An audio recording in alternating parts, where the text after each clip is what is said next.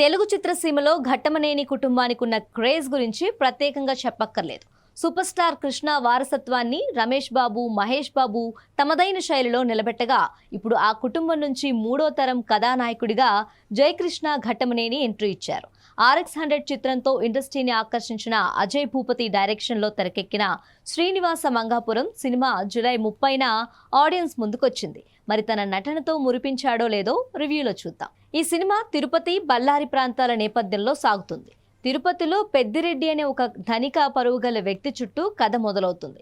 అక్కడికి వచ్చిన కథానాయకుడు శ్రీను పెద్దిరెడ్డి కుమార్తె మంగను చూసి ఇష్టపడతాడు.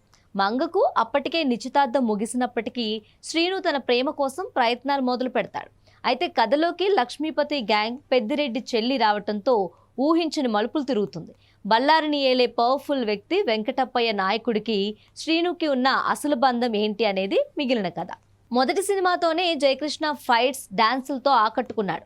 ఘట్టమనేని అభిమానులకు నచ్చేలా యాక్షన్ ఎలివేషన్స్తో మెప్పించాడు.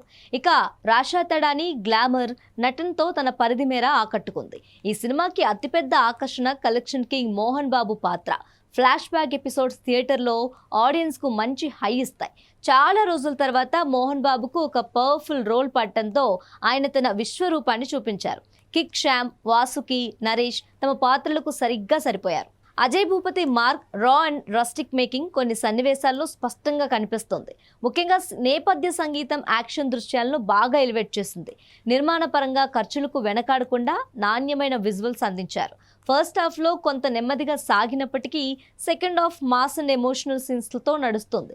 ఓవరాల్గా శ్రీనివాస మంగాపురం పక్కా కమర్షియల్ హంగులతో కూడిన మాస్ యాక్షన్ డ్రామా. పెద్దగా ప్రయోగాల జోలికి పోకుండా ఒక కొత్త నటుడిని సక్సెస్ఫుల్గా లాంచ్ చేసేలా తీర్చిదిద్దిన చిత్రం ఇది.